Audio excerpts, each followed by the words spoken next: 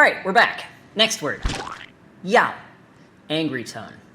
This is another one of those multiple meaning words that can be a little bit confusing, but whatever, we'll deal with it. So most commonly, it either means want or going to.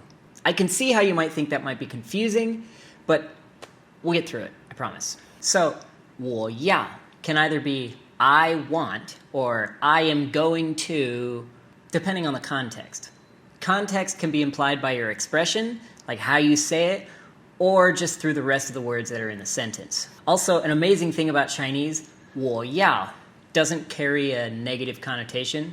So if you're at a restaurant and you just say like, I want something, I want this, it's not rude. You don't have to say like, can I please have this in order to be polite? As long as your expression is in a polite manner, telling someone 我要, whatever that thing is totally appropriate. Chinese isn't really a language that uses please give me. Please give me. They'll just say give me. And it's totally appropriate. As long as you're not like, give it to me! You're fine. The expression that you would say, oh, can you please give me that thing? It's just like, give me that thing. Totally appropriate. So remember how I said 不 negates things? So what do you think 不要 means? Remember, 不's tone changes depending on the word that comes after it. So in this case, angry tone, 要, the word coming before it is 不. So 不要. And what do you think it means? Right, don't want. Or, not going to, but you'll get it. So, what do you think 我不要 means? Exactly. Kids like to say that one. They'll be like, 不要, 不要, 不要, 不要, 不要. Well, too bad, Tommy, you have to wash your hands. All right, so try this one. 我不要你的. 我不要你的. Hey, I knew you could get it. Unless, of course, you didn't get it. And you're just sitting there staring at me and not even trying. And just eating chicken wings there like, I'm gonna click on a different video. Yeah, well, just Stop there. Do it. Thanks, Shia. Thanks. Appreciate that.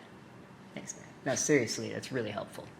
Thank you for always being there for me. I really appreciate it. So here's another concept that is really going to take some time to get used to, but just try. Come on. Just try. Please. Come on. And thank you. So the word "de," as I explained before, makes things possessive. But it can also make adjectives own nouns, if that makes any sense. So here's an example of a different use case of the word "de." So in English, you might say, this is a little bit weird of a sentence structure, but yours is the one I don't want. So for this one, "de" will let the listener or reader understand who or what the don't want belongs to. Yours is I don't want "de."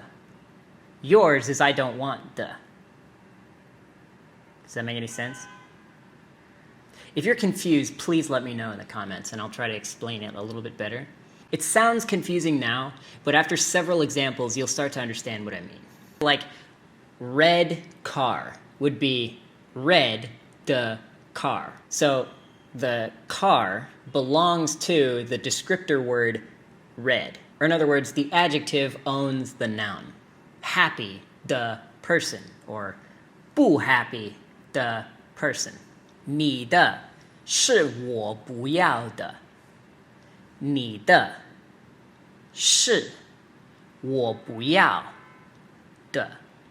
Yours is the one I don't want. If you don't quite understand, but you can kind of see what I mean, just move on. If it's so completely confusing that you don't understand at all, please leave me a comment. I'm really serious about trying to explain this to people in a way that is in a way that's tangible into where you feel like you're accomplishing something. So if you watch this and just go, what? Please let me know. Seriously, I would really appreciate it. But if you watch it and you think like, hey, that's actually really helpful, I understand what you mean, Chinese will just become really easy for you.